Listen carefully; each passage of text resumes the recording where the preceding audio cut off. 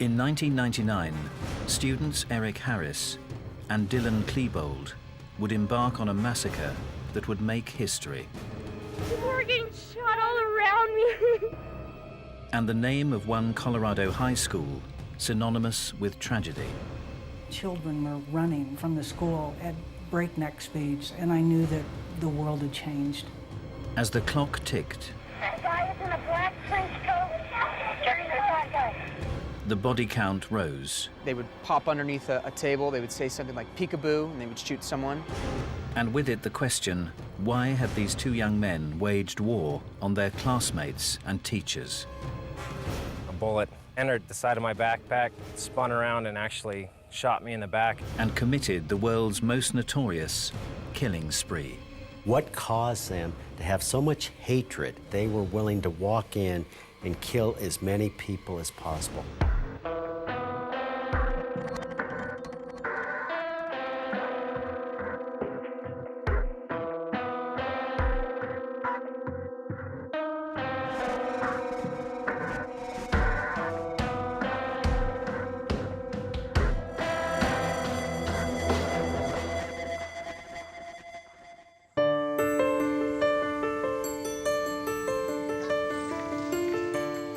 In 1999, the area of Columbine, on the outskirts of Denver, Colorado, had been the epitome of ordinary.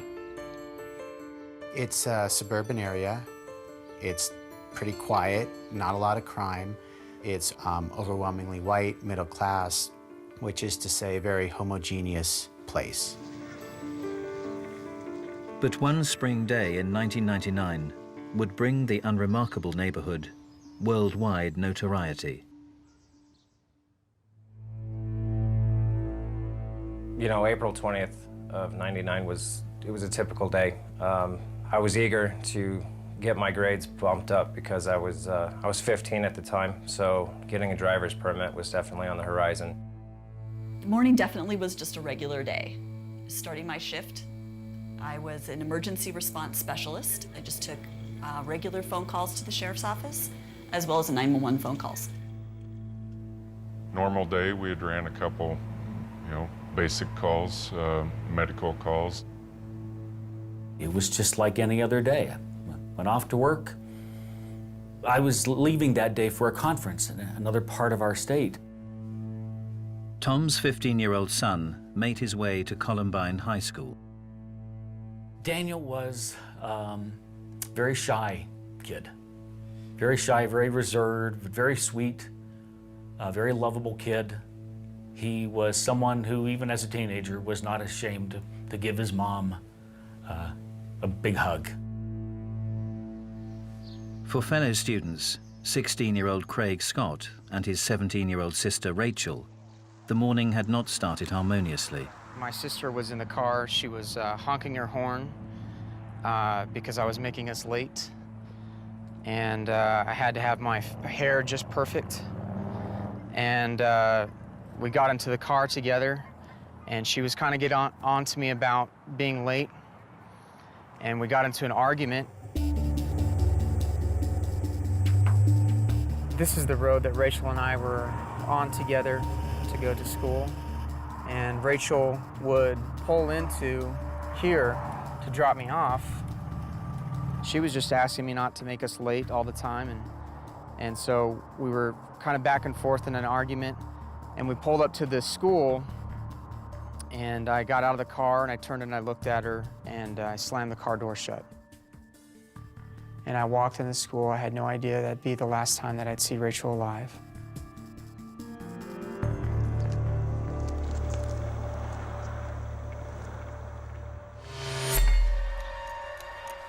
Around 11:19 a.m., Columbine School, West Entrance. Sean Graves and his friend's world was about to change forever. For lunch, there was 3 of us that day that chose not to eat. Dan Robaugh, Lance Kirkland, and myself. We stepped out the side door like we typically would. We'd usually grab a soda at the vending machines right there, and we'd just jet up and take the path off. Only that morning, things were a little different. We were looking up at the top of the dirt hill, and we saw two guys that were wearing all black, their black trench coats, and with them they were carrying a couple of black duffel bags. We witnessed them loading weapons that we just assumed were toys, and that's when it started. They showered us with rounds, and Dan and Lance both went down. One floor above, in the library, Craig and his friend Matt were sitting revising. You know, we thought that we were hearing fireworks. We saw students running away from the school. They were trekking through the soccer field. You know, we thought that, you know, as a senior prank, it's about that time for the end of the year for some silly prank to happen. It was a tradition. But this was no prank. A nightmare that would shock the world had just begun.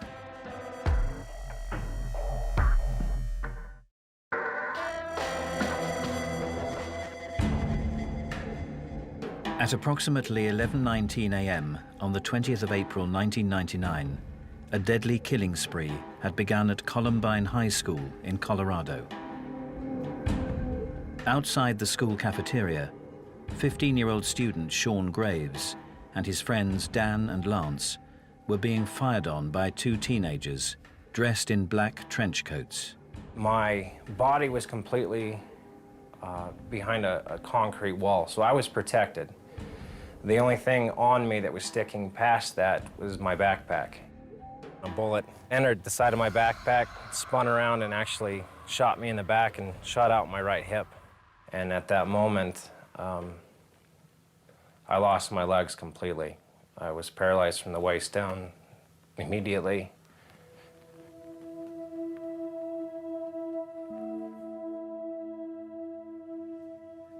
What Sean had originally thought was a prank was far from it. I found myself laying halfway in the school and halfway out. And at that moment, I knew that my worst nightmare had come true. Months, possibly years before the shooting actually took place, I had a reoccurring nightmare of somebody in my family or even myself being paralyzed. It didn't make any sense then, but the second I looked back at my legs, I realized that that dream had come true, and I was the one that was going to be paralyzed. Sean lay in the doorway of the cafeteria, and for hundreds of students inside, the reality of what was happening was beginning to sink in. All I remember from that moment was just the fear in their eyes, looking at me, and I'm sure I had fear looking back. And that's when the fire alarm went off and the cafeteria started to evacuate. 911. Yes, this is Sharon at Columbine High School. We have shots being fired. Okay. The guy is in a black trench coat. Check this out, guys. They just shot somebody inside the cafeteria. I'm going to have to try and get out of here and call you back. Over the prior year, the two mystery shooters had made several extraordinary videos. Both spoof and serious, that were chillingly similar to the spree to come. The violent, merciless attacks played out in the videos had now become a reality.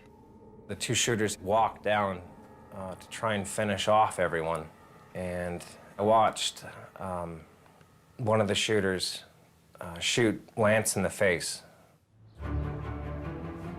At Jefferson County Sheriff's Department, Detective Kate Batten was just returning from an early lunch. I asked what was going on. They said that there was a shooting at Columbine High School. So at that point, I started driving towards Columbine. And that's when it became surreal, because the dispatcher was talking about snipers on the roof. They were talking about bombs exploding. And I'm just astounded that this is information that's being relayed in suburban Littleton. My secretary ran in, the door was shut, and she said, there's been a report of shootings or gunfire and bombs exploding. And I'm thinking, what are you talking about? I came out of my office and I ran down here, and as I looked down the corridor, I saw a gunman coming towards me with the shotgun. When I was staring down and I made contact, it seemed like the size of a cannon. All I kept thinking is what it was going to feel like to be shot.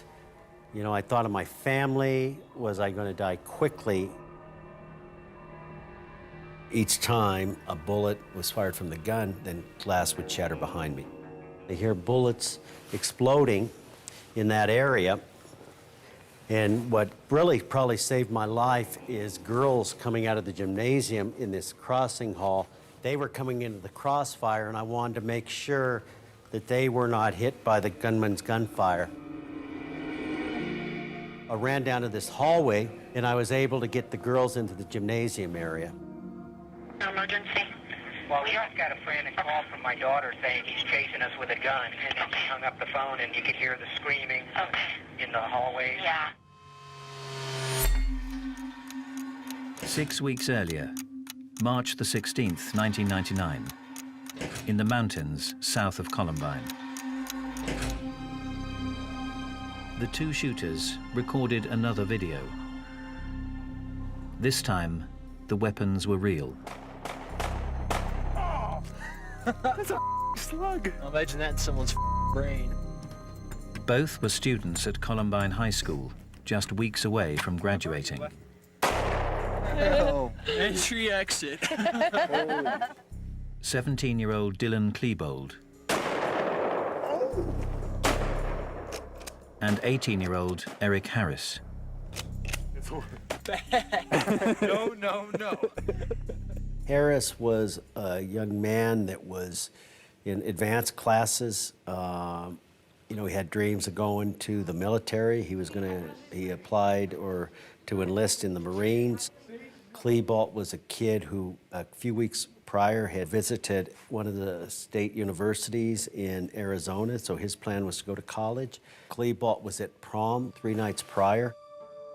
Now both Harris and Klebold seemed intent on the destruction of the school and everyone in it. By 11:27 a.m., the two shooters were in an area near the library where Craig Scott and numerous fellow students were working. We're hearing the firecrackers. We're thinking that it's a prank. We're laughing, we're joking about it. And then that's when a teacher ran into the room. She ran over to the phone. She got on the phone to call the police. Jefferson County 911. The phone rings, and you know, I had a caller on the other end of the line who stated that something was happening at Columbine High School. There is a student here with a gun. He has shot out a window. There was children in the library, and she wanted to obviously, you know, protect them and take care of them. Under the table, kid. Heads under the table. She saw the shots happen. She knew this was serious. She knew this was real. Okay. We've got help on the way, ma'am. Okay. Okay. Oh, God. Stay in the line with me. Oh, God. Hey, kids, just stay down. I got underneath the table with my buddy Matt, and then my friend Isaiah. He came and he sat next to me. Still lying paralyzed in the cafeteria doorway, 15-year-old Sean could do nothing but listen. I can hear explosions going off upstairs, and I can hear people screaming, and I can hear gunshots just echoing throughout the school, and there's just chaos everywhere. I've got every student in this library on the floor. You better stay on the floor. We have paramedics, we have fire, and we have police en route. We were just setting down to lunch, and the tones went off for a reported possible drive-by shooting near Columbine High School. My partner and I jumped into the medic unit and started heading towards Columbine. As we pulled up, several students running by, and one young gal had a bullet hole in her, I believe, right calf. We treated her. After several minutes shooting and throwing homemade bombs in the corridor outside, Harris and Klebold now approached the library entrance, where the teacher was under the desk, on the line to 911 dispatch. I remember trying to get her to close the doors and lock them to keep everyone in. Is there any way you can block the door so no one can get in? I do not. She's right outside that door. I'm afraid to go to the door. It's okay. It was trying to keep her calm so that I could, you know, figure out what was going on.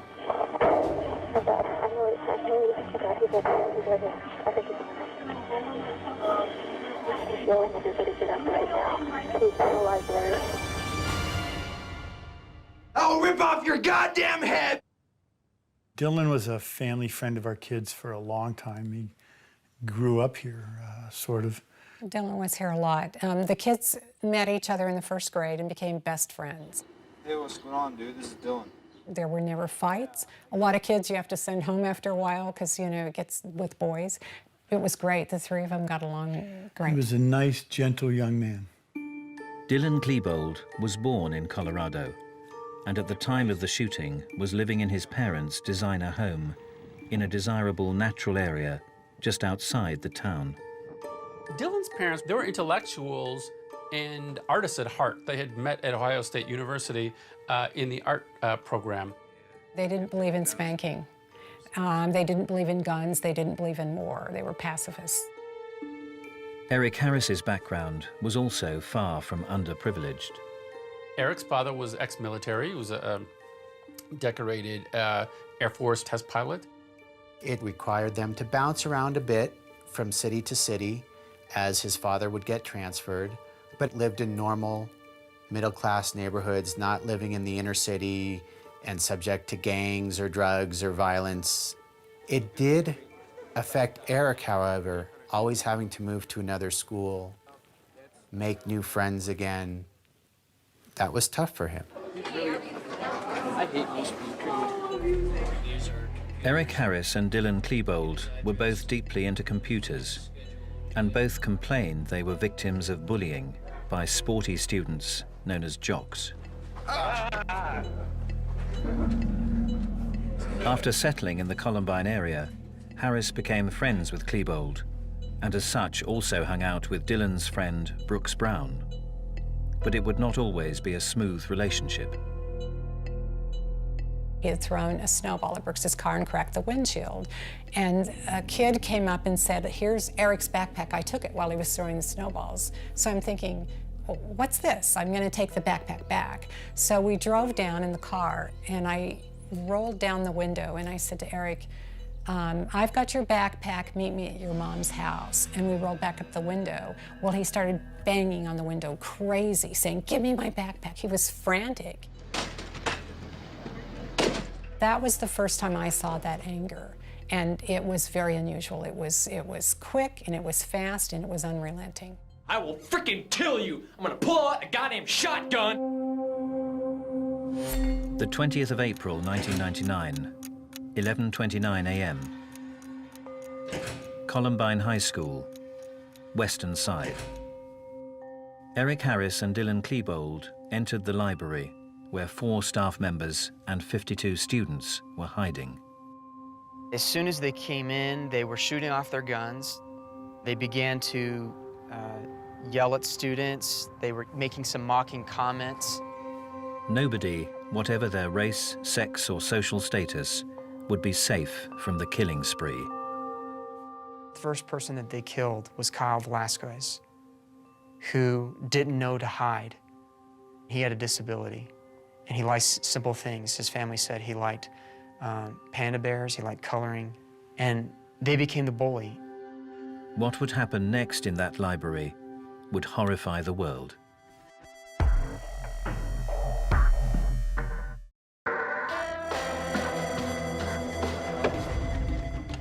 Throughout 1998 and early 99, Columbine High School students, Eric Harris and Dylan Klebold, had made a number of home videos themed around violence. On April the 20th, just weeks before they were both due to graduate, fantasy became reality. At 11:29 a.m., they entered the library.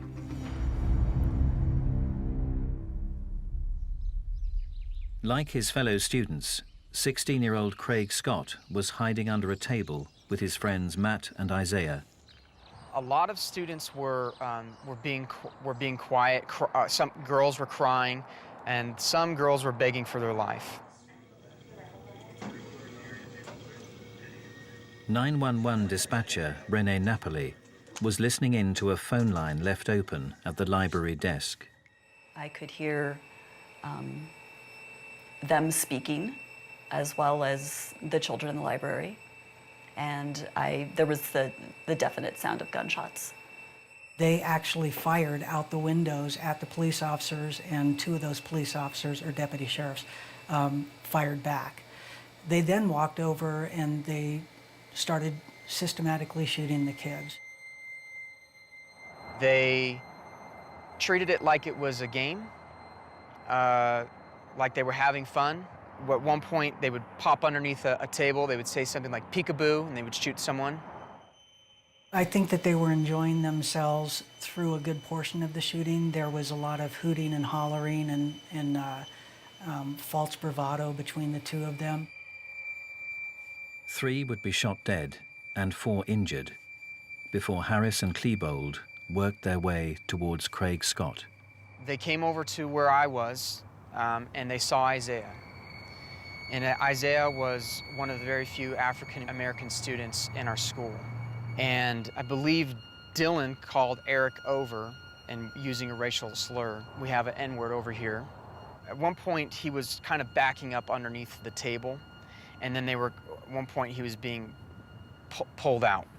And this is something that came up in my memory later. I remember Isaiah said, "I want to see my mom." They shot Isaiah, and then they turned their gun towards Matt, and they shot Matt. I had decided to pretend to be dead and not draw any attention to myself. And so I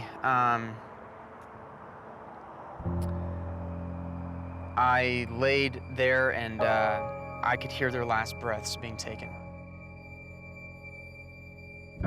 5 more students would lose their lives, leaving 10 dead and 12 injured in the deadly library spree, before Harris and Klebold left the room at 11:36 a.m.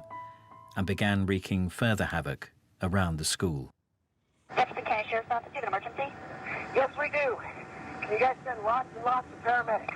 We have paramedics, we have fire, and we have police en route. SWAT sniper Sean Duggan was one of several law enforcement officers with children at the school. I got a page and it said, all SWAT respond to a critical incident. So I have all my gear and I'm trying to call my daughter, and she's not answering her page, and she was a senior in the school that day. So I'm a little frantic that she's not responding. Hundreds of emergency personnel were flocking to the school. There was ambulances and fire trucks and police cars and sheriff's cars parked everywhere. And children were running from the school at breakneck speeds as fast as they could. I was running for my life. And when I got behind the police car, I couldn't help but be thinking about Matt and Isaiah, because there was still a little bit of breathing. And I felt a little like a coward. Oh my God! I was under a table and people were getting shot all around me. It was overwhelming to see the emotion on these kids' faces, and I knew that the world had changed. And there's so many people. Oh my God. Everybody was calling 911 from inside the school, from outside the school. So the information that we were getting was conflicting. As a sniper, you ask what your rules of engagement are. Is this a deadly force situation? And I was told if any high school age kids come out in black trench coats with weapons, they were to be shot. Amongst the confusion, the name of one suspect began to trickle out. I spoke to Brooke Brown, who's a student. Okay. He's given me good suspect information. I think this is the guy. Okay, what do you got for a name? Okay, last name is Harris. He was friends with him approximately 2 years ago, but then he started acting really strange. Okay. It would be revealed that Eric Harris's behavior had already been seriously worrying some people. Along the way, Eric did let out a lot of signs. He had on his website talking about how he wanted to kill all sorts of people, hundreds of people, wanted to kill everybody in Denver. And in particular, Brooks Brown, his former friend. Disputes like the incident with the broken windshield had put Brown on Harris's hit list. Brooks was supposed to pick Eric up for school, and Brooks was terrible with being on time, and Brooks slept in and didn't pick him up, and that was it. That was it. And I said to Brooks, can you smooth it over? And Brooks said, it doesn't work that way with Eric. And so that was the indication Eric doesn't forgive. He was an injustice collector. Dylan, who was still friends with, and had been lifelong friends with Brooks, warned Brooks to go to a website and see what was going on. He was posting threats about wanting to kill Brooks, and that's the thing we took to the police. And from when he started making the death threats, he wasn't allowed in our house anymore. We knew that Eric was dangerous. We did not know Dylan was When we turned them into the police, Eric was into pipe bombs, and he was talking about it on his website. There was actually a search warrant drawn up, but then was never taken before a judge to search Eric's house. That was never followed up on because there was another series of murders in the town where the person investigating sort of went off that case for a while and never picked it up again. Dex. But Harris and Klebold's plan involved something much worse than homemade pipe bomb grenades, as Sean Graves, still paralyzed and bleeding half inside the cafeteria door, was about to experience. I started hearing the gunshots getting closer, and that's when I realized that they were coming down the stairs in the cafeteria. They just kept getting closer and closer and closer, and I started hearing explosions. But every time there was a shot and then one of those larger booms went off, I flinched. Harris and Klebold's killing spree had not just been planned as a shooting. Before they had opened fire that morning, they had placed 2 large explosive devices in the canteen. They had been timed to explode at 11:17 a.m., and the 2 students had planned to wait outside to pick off any survivors fleeing the scene. Eric Harris had even gone so far as to study how many people were in the cafeteria at any given time during the lunch hour. So he set those bombs to go off when he would have the mass casualty. Approximately 450 is what he was estimating, and we had 455 kids down there. The bomb's timers had not worked, which is why Harris and Klebold had begun their killing spree with their guns. However, they'd not given up on their dream of blowing up the school. Well, I didn't know it at the time. There was actually a propane canister bomb, essentially, that was no more than 5 feet from where I was laying. And they were shooting at it, trying to get the bomb to go off.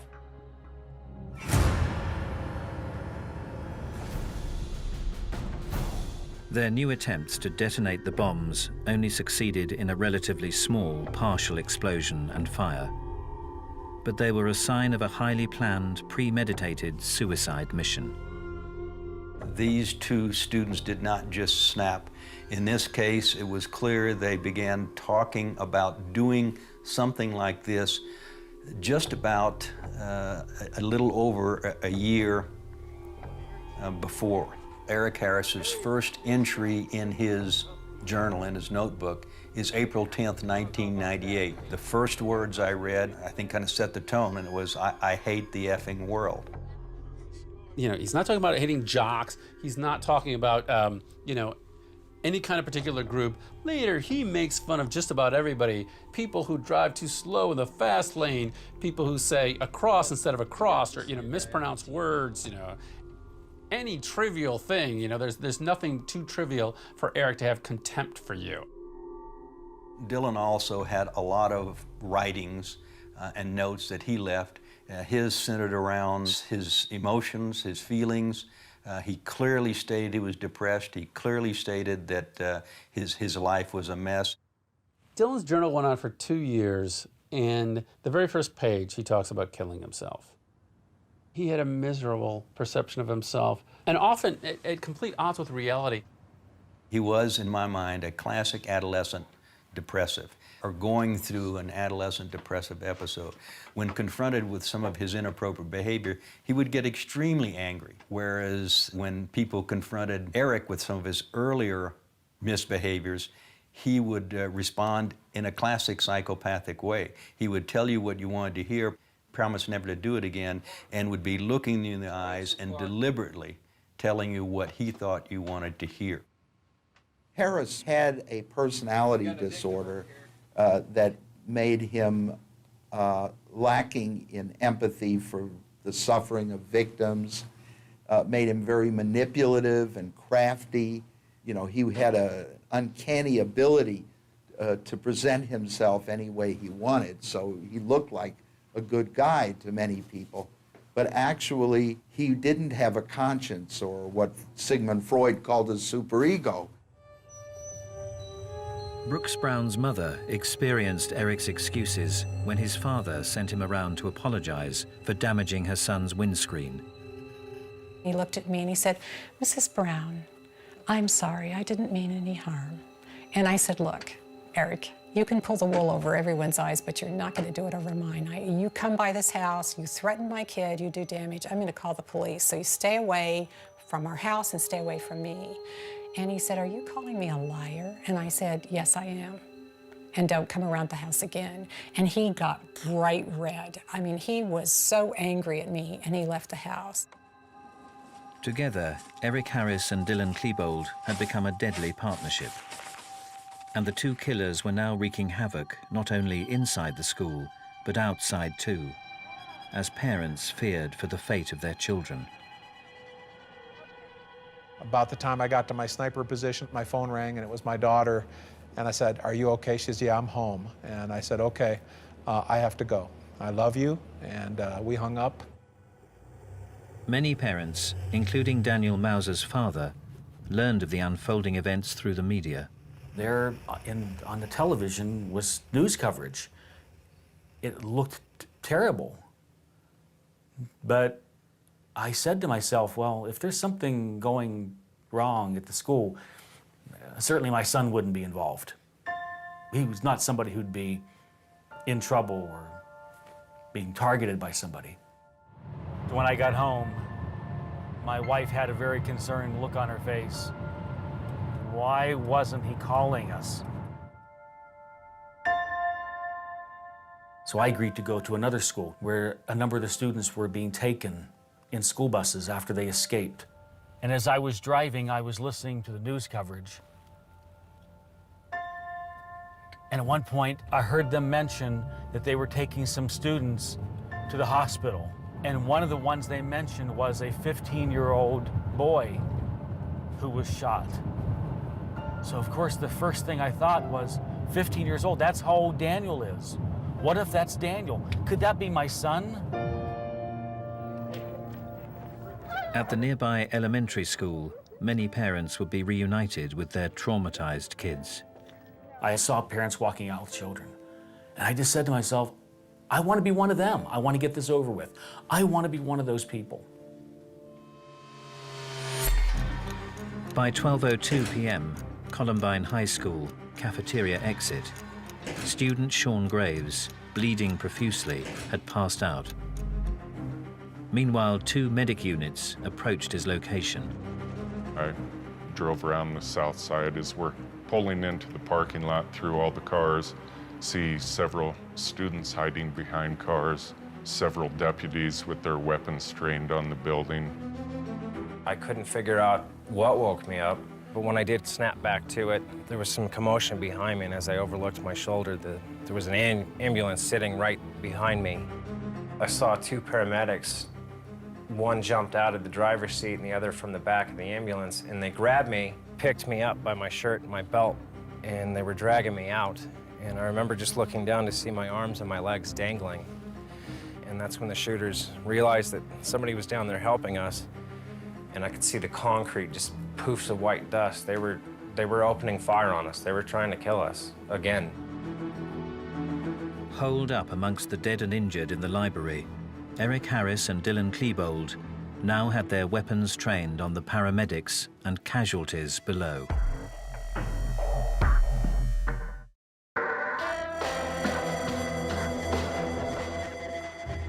By 12:02 p.m. on the 20th of April 1999, Eric Harris and Dylan Klebold had been running amok in Columbine High School for more than 40 minutes, leaving a trail of dead and injured in their wake. Then, as fire department paramedics moved in to assist casualties, like Sean Graves and his friends, Harris and Klebold began firing on the kids and rescuers. I found Medic 13's crew were struggling to get Sean Graves loaded up into the medic unit. So I came up in the middle of him, and one had the head, the other had the feet, and we stepped into the ambulance. They threw me in first. Saw another young man laying by the fence, and he turned his head and made eye contact with me and said, "Help me." I scooped up and dumped the young man literally into the back of the ambulance so that they could get out of the gunfire.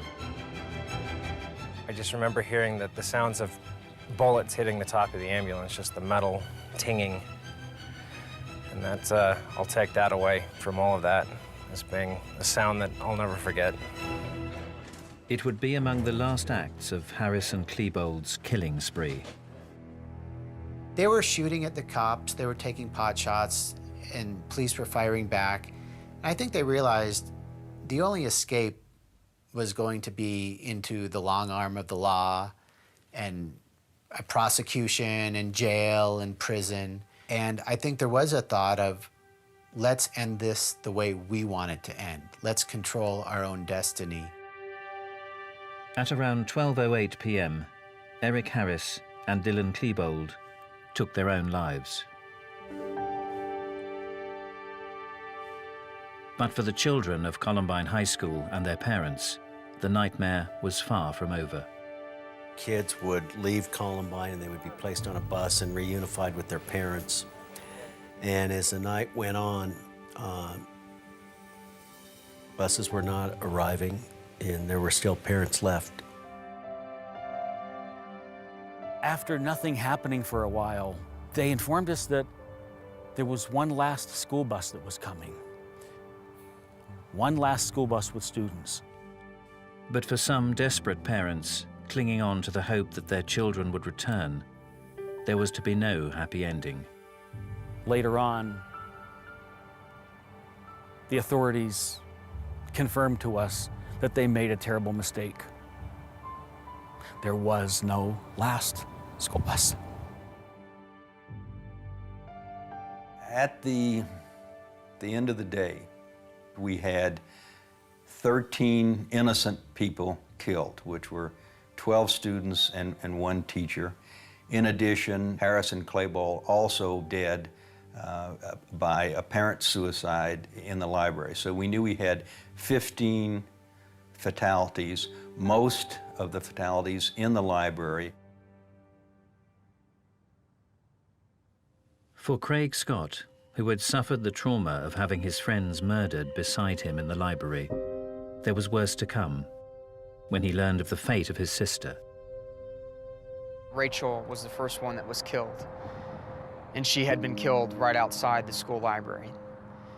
And I realized that when I ran out of the school, I had ran right by Rachel. And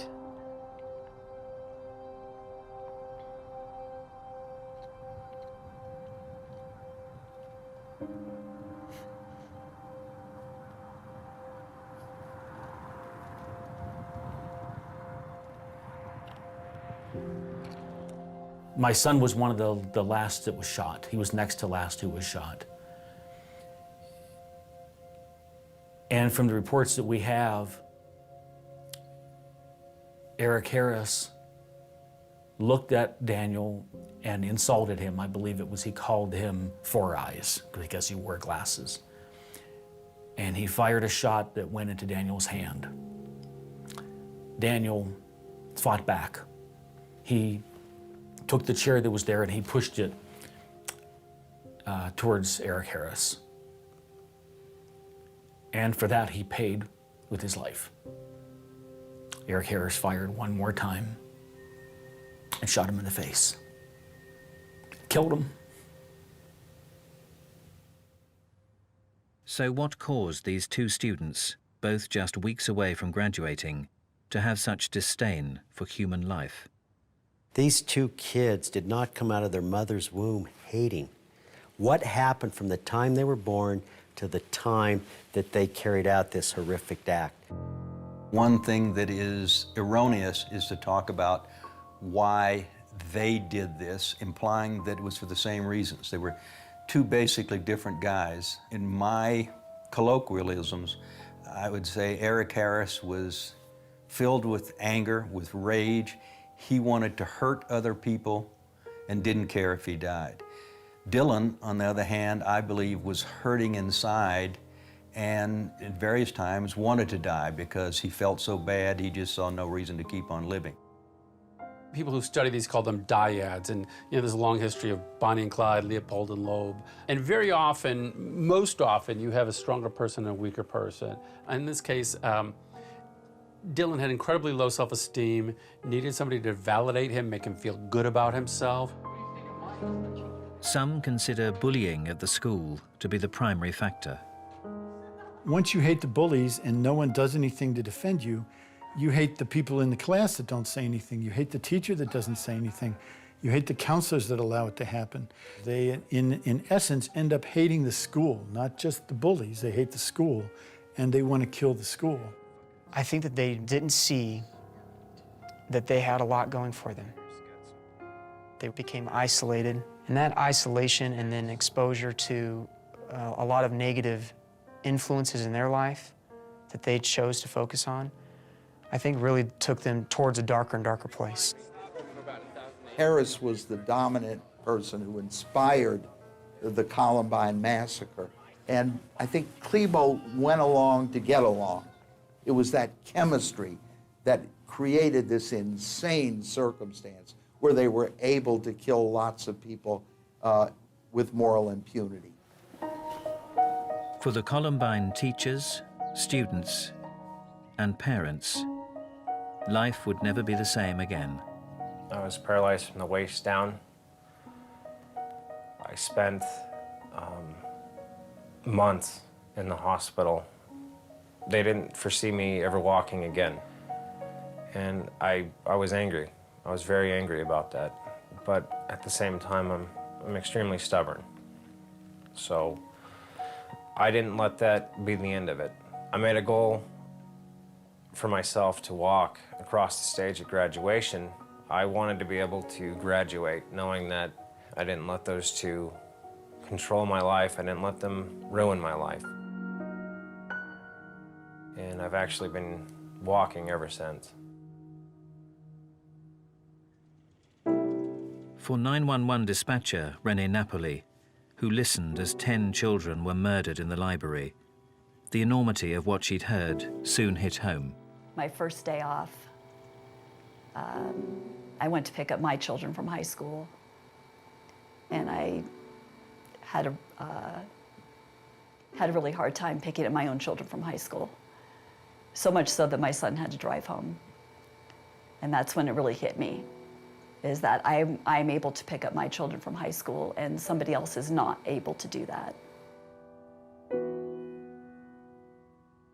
The words that we have here were written by my wife. She did a great job of summing up Daniel's life and what this means to us to have this here, to honor him. Wow.